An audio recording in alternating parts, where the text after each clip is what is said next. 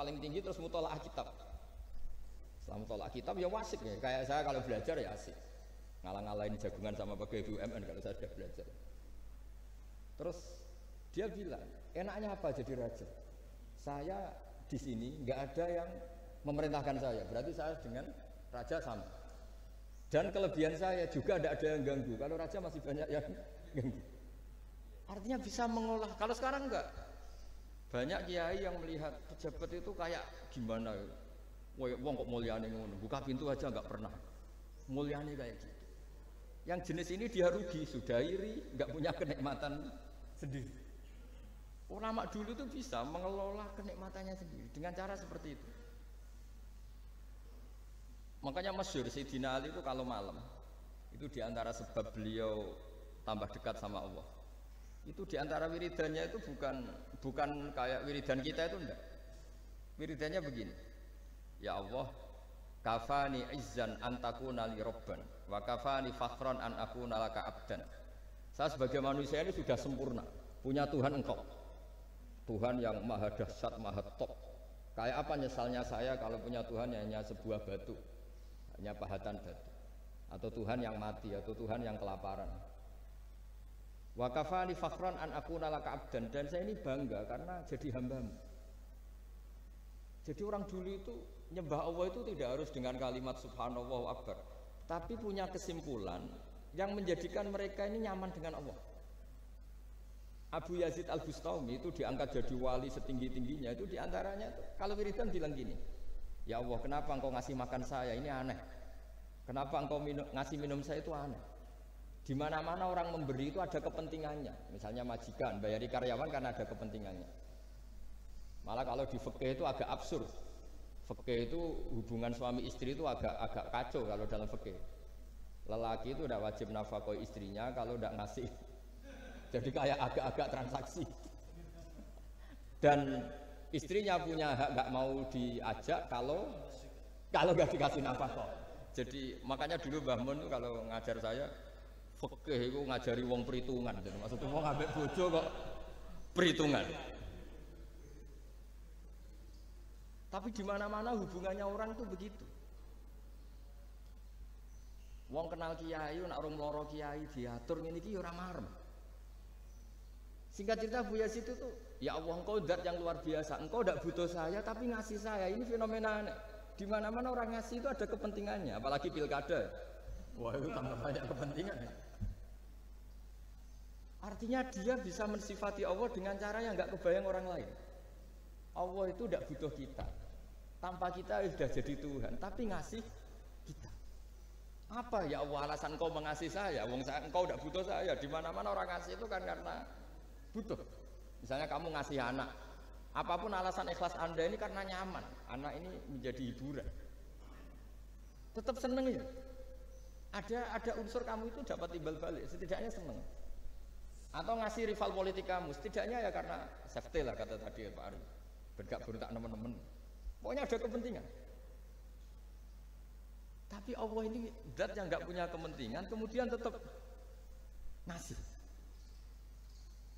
Dari situ terus dia punya cara mencintai Allah.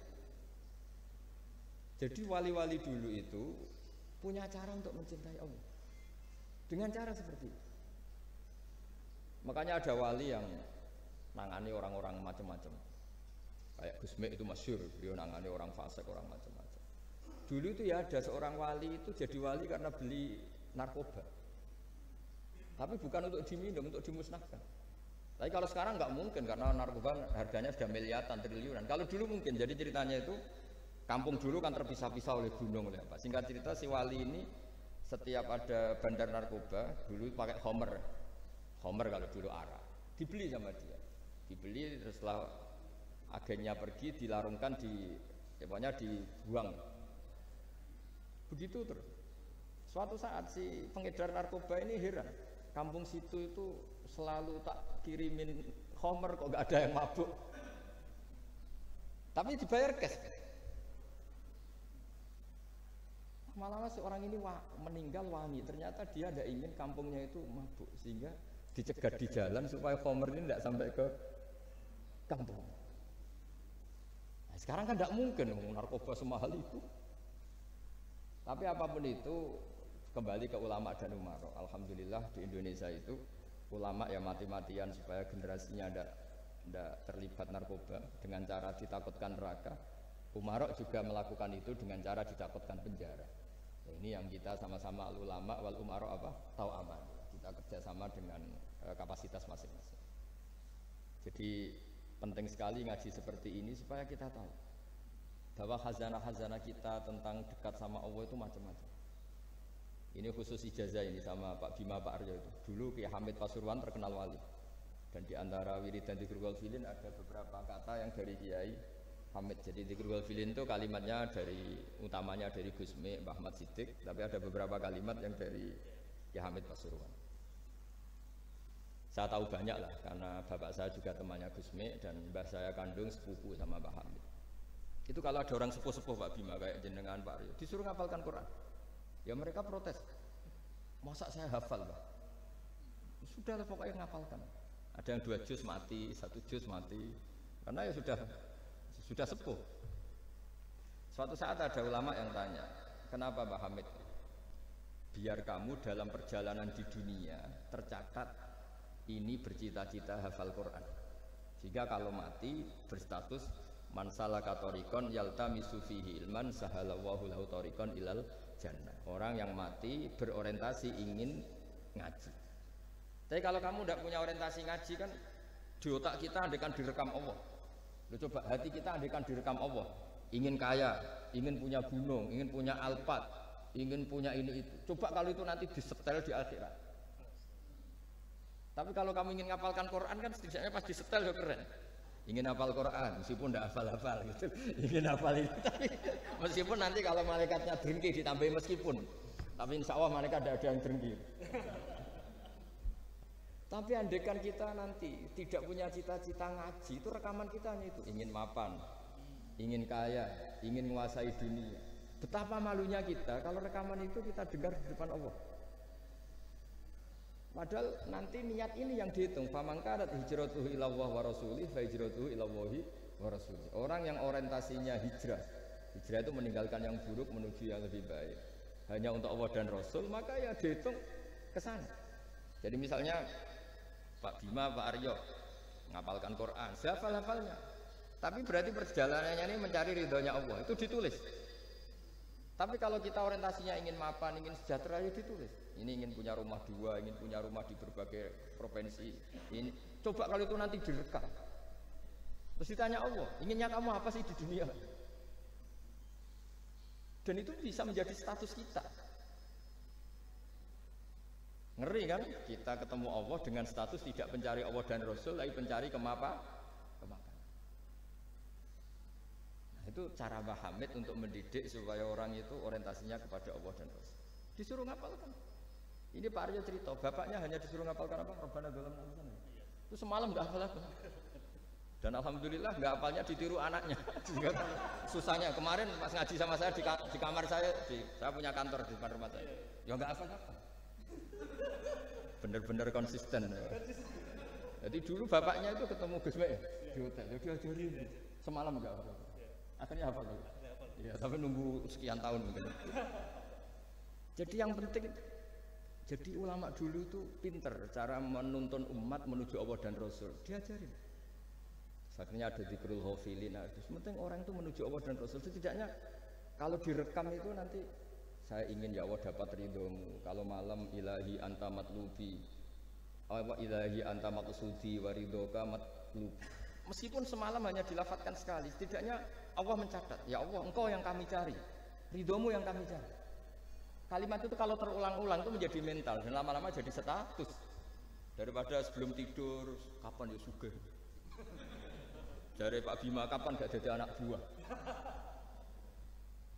Engkau nanti yang menteri ya mikir, semoga gak kena reshuffle, gitu terus pikirannya. Nah ini kan kalau ngaji saya menyinggung, yang salah tidak saya, sing ngongkor ngaji sopo. Saya makanya saya santai saja. Sampai kecewa malah bagus lah, karena tidak ngel-ngelo saya lagi. Saya dalam hal ini itu anut madzhabnya Imam Syafi'i. Imam Syafi'i itu saya punya kitab, namanya Diwanus Syafi'i. Itu kalau ngelola orang tidak senang itu paling bagus menurut saya. Pak Imam Syafi'i separuh kampung tidak senang jenengan. Ya bagus lah. Kalau nggak senang tidak akan utang duit, nggak pinjam mobil. Wong nggak senang itu kan nggak mungkin pinjam uang. Saya pernah ketemu seorang bupati cerita ini, nggak perlu saya sebut. Bupati aktif. Setelah saya cerita ini, terus Gus saya ingin ketemu jenengan empat mata. Setelah ketemu saya lucu. Saya akan cerita, di antara wasiat bapak saya itu unik Pak. Hak ngelola wong gedeng gue enak, sing ribet itu ngelola wong seneng. Jadi ngelola orang benci itu mudah. Yang ribet itu ngelola orang seneng. Itu mahal sekali. Itu dulu saya tidak paham. Bareng kenal wong seneng ngel-ngelno. Nah sing ra seneng kan sudah selesai. Akhirnya Imam Syafi'i dan separuh kampung ini tidak seneng jenengan. Ya bagus lah. Mereka tidak akan utang saya, minta tolong saya. Artinya orang dulu itu jadi yang senang dikelola untuk teman kebaikan, yang nggak senang dianggap menjadi harga itu murah. Singkat cerita terus bupati ini datang ke saya cerita. Yang jelas gak bupati Rembang, enggak ada pesantren. Cerita di bawah beduk. Cerita, iya Gus. Rival politik saya ketika saya kalahkan itu selesai. Tapi mitra politik nganti saya kira barbar. Jadi orang dulu itu segampang itu ngelola kehidupan. Artinya yang seneng ya penting, kita butuh mitra. Yang gedeng ya nggak apa-apa lah. Barokahnya gedeng itu tidak ganggu anda kan. Asal sing gedeng aja dukun santet ribet itu kalau nanti dijajah. Ketika Imam Syafi'i diceritain orang yang tadi nyium tangan jenengan, yang sama jenengan diluk hormat, di luar itu memaki-maki jenengan. Kata Imam Syafi'i, baguslah. Berarti saya wibawa, di depan saya tidak berani. Jadi beliau seenteng itu melihat dunia. Jadi orang dulu itu makanya mereka gampang jadi wali karena radhiyallahu anhum wa radu an. Jadi orang yang melihat Allah itu sudah ridho ya sudah. Nabi Musa itu kekasih Allah, kalimullah. Itu orang Israel. Itu yang gedeng yo ngel-ngelno, yang seneng yo ngel-ngelno. Malah paling ribet kalau ngadepi orang Israel. Singkat cerita Nabi Musa itu bilang gini, ya Allah, kasih saya ijazah yang dengan ijazah itu orang terbungkam semua tidak bisa ngeritik saya, tidak bisa mencibir saya, tidak bisa ngata-ngatain saya.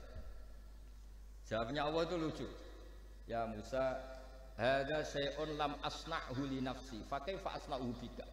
Aku pangeran sing salah paham akeh, pemen aku kowe mau nabi. Aku iku pangeran sing salah paham mbek aku ada. Jadi saya ini Tuhan. Yang cara pandang tentang saya keliru itu saja banyak, apalagi kamu. Mestinya saya yang terbebas dari disalahpahami.